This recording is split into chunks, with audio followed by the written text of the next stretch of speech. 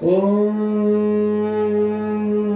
अज्ञानतिमिरामदृश्य ज्ञानाञ्जनशलाकया चक्षुरुन्मिलितं येन तस्मै श्रीगुरवे नमः। ॐ नमो भगवते वासुदेवाय। ॐ नमो शिवाय नमः। ॐ नमो शिवाय शान्ताय कर्णत्रय हेतवे निवेदयामि चत्मानं तं गति परमेश्वर। ॐ नमस्ते विरूपाक्षो नमस्ते दिव्यचक्षुषे नमो पिनाकहस्ताय वज्रहस्ताय वै नमो। नमो त्रिशूलहस्ताय दण्डपाशासि प्राणे नमस्त्रैलोक्यनाथाय भूतानामपतये नमो। ॐ नमः शिवाय। ॐ नमः शिवाय। ॐ नमः शिवाय। সনাতন ধর্মে আমরা 12 মাসে 13 পূজা করে থাকি। তো প্রত্যেকটা পূজা যে আমরা করি বা অর্চনা করি আমরা পরমেশ্বরেরই একটি অংশ মাত্র। কারণ ভগবান ঈশ্বর আমাদের সনাতন ধর্মে একজন, তবে তার বিভূতি, তার রূপ, তার প্রকার বিভিন্ন সময় বিভিন্ন আবির্ভূত হয়েছেন। আমরা সেই রূপটাকেই প্রার্থনা করছি, কিন্তু আমরা বহু ঈশ্বরের প্রার্থনা করি না, এক ঈশ্বরের বিভিন্ন রূপকে প্রার্থনা করি। শিবরাত্রিতে আমরা দেখছি যে আমরা যখন মহাশিবরাত্রি পালন করছি অনেক দেবতারা আছেন, প্রত্যেকেরই আমরা ধ্যান আছে, ধ্যান অনুসারে মূর্তি বানিয়ে পূজা করি। কিন্তু শিবের পূজা, যদিও শিবের মূর্তি থাকে, তবে লিঙ্গে আমাদের বেশি পূজা হয়ে থাকে।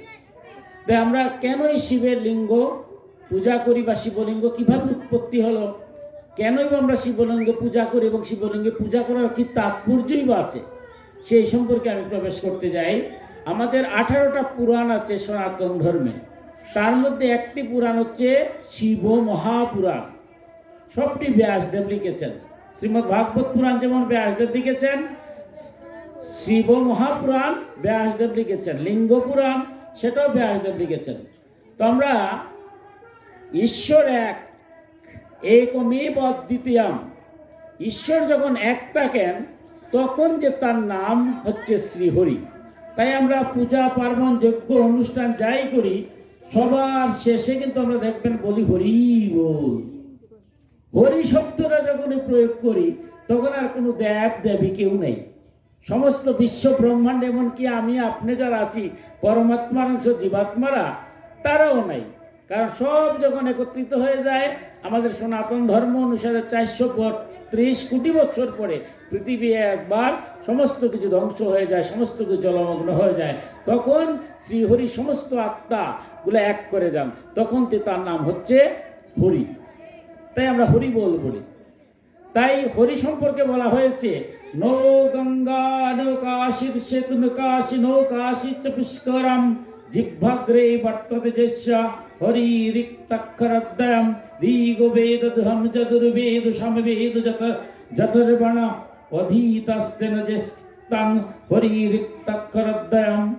যার জিহ্বায় হরি এই দুটি অক্ষর বিদ্যমান থাকে তার গয়া গঙ্গা সেতুবন্ধ কালী কাশী পুষ্করের কোনো প্রয়োজন নেই। অর্থাৎ তীর্থ ভ্রমণ তীর্থস্থান সব ফলই সেই ভগবত নাম উচ্চারণের দ্বারা পেয়ে থাকে।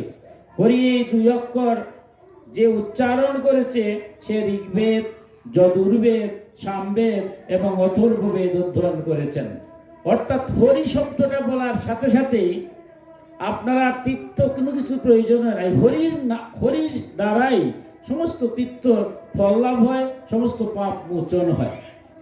শ্রীহরি যখন বিশ্ব ব্রহ্মাণ্ড যখন কেউই নাই তখন হলেন হরি।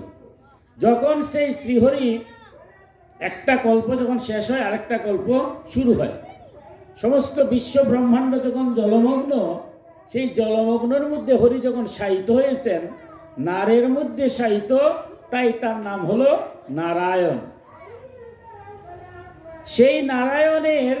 সেই নারায়ণের নাভি কমল থেকেই ব্রহ্মার উৎপত্তি আমরা দেখি যখন শুরু হয়। ব্রহ্মার যখন উৎপত্তি হলো, চতুর্দিকে ব্রহ্মা তাকালেন, তখনই দেখা গেল যে তার চতুর্দিকে মুখ হয়ে গেল।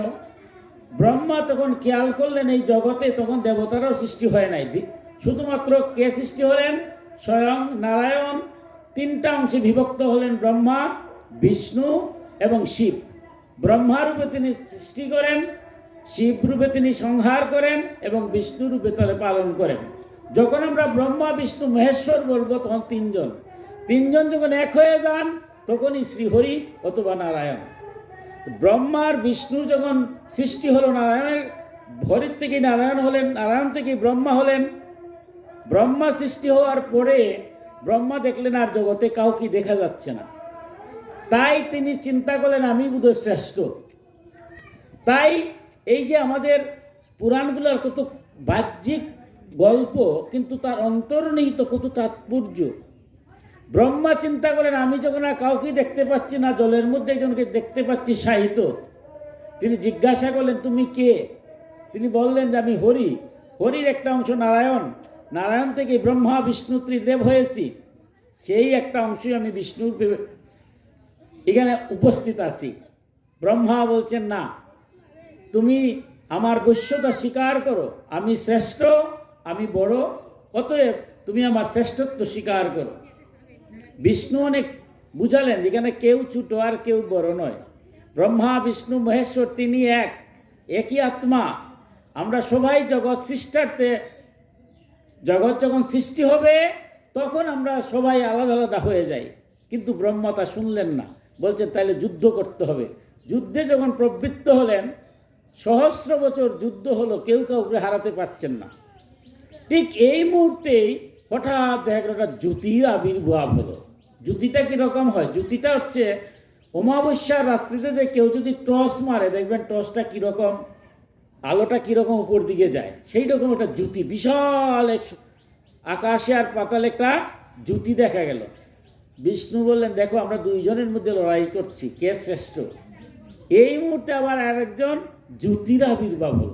এক কাজ করো, জ্যোতির অন্ত শেষ অথবা তার উপরে কোথায় শেষ হয়েছে বা নিচে কোথায় পর্যন্ত গিয়েছে সেটুকু আমরা পর্যবেক্ষণ করি।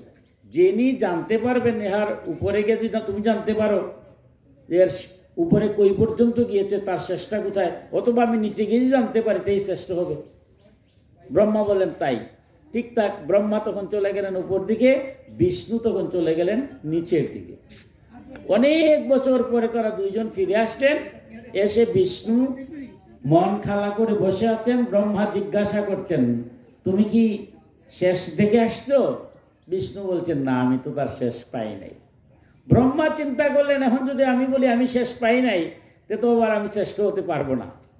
তাইলে তিনি মিথ্যার আশ্রয় নিয়ে, দেখুন সৃষ্টিতত্ত্বে প্রথমেই মিথ্যার আশ্রয় নিয়েছেন। ব্রহ্মা বলছেন হ্যাঁ আমি উপরে গিয়েছিলাম, ওই জ্যোতির শেষটা পেয়ে আসছি।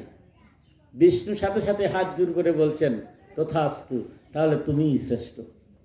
কিন্তু বিষ্ণু শ্রেষ্ঠ ব্রহ্মাকে বলতে না বলতেই ওই জ্যোতির মধ্যে যখন বিশাল আকার আকৃতি ভয়ঙ্কর রূপে আবির্ভূত হলেন, হাতের মধ্যে ত্রিশূল, গায়ের মধ্যে ভস্মমাখা ব্যাঘ্র চাল, অর্ধচন্দ্র, বৈষ্ণবীয় তিলক, বলেই অভিশাপ দিলেন ব্রহ্মাকে যে ব্রহ্মা তুমি সৃষ্টিরূপে ব্রহ্মা, আমি ধ্বংসলীলায় শিব, আর যিনি পালনলীলায় আছেন তিনি হচ্ছেন বিষ্ণু। তিনজনে মিলেই স্বয়ং নারায়ণ শ্রীহরি। আমরা সৃষ্টিতত্ত্বে যখন যাই আলাদা আলাদা হই, একই তিন ভাগ বিভক্ত হই, কিন্তু এই তত্ত্বটা তুমি না জেনে তুমি মিথ্যার আশ্রয় নিয়ে তুমি তার উপরের দিকে গিয়েছো, কিন্তু উপরে কি সেই জ্যোতির কিছু শেষ দেখতে পেয়েছো? পাও নাই। অথচ তুমি মিথ্যার আশ্রয় নিয়েছো অহংকারের করার জন্য, তুমি বড় হওয়ার জন্য। তাই তোমার আমি অভিশাপ দিলাম, এই জগতে কিছুদিনের মধ্যে ঈশ্বরের বিভিন্ন শক্তিগুলা প্রকাশ পাবে। এই শক্তিগুলাকে নাম হবে দেবতা, সব দেবতারই পূজা হবে, কিন্তু ব্রহ্মা তোমার পূজা এই জগতে হবে না, তোমাকে আমি অভিশাপ দিলাম। যখন শিব এই যে জ্যোতির মধ্যে যিনি আবির্ভূত হলেন, অভিশাপ দিলেন, তখন দেখা গেল বিষ্ণু হাত জোর করে স্তব করছেন, হে দেবাদিদেব। এই যে দেবাদিদেব শব্দটা কিন্তু বিষ্ণুই প্রথম বলেছেন হে দেবাদিদেব।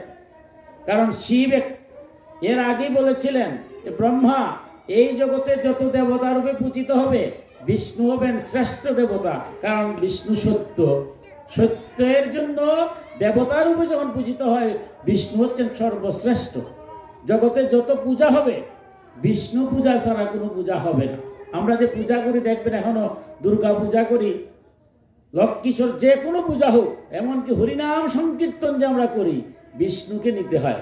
বিষ্ণুরে ফুল পূজা না করে কোনো পূজা হয় না। এটা স্বয়ং শিবই বলছেন যে তুমি সত্যের অধিষ্ঠাত্রী, তুমি সব জগৎকে দেখবে, বিষ্ণু ছাড়া কিছুই হয় না, তুমি দেবতাদের মধ্যে শ্রেষ্ঠ। সেই শ্রেষ্ঠ বিষ্ণু বলছেন হে দেবাদিদেব,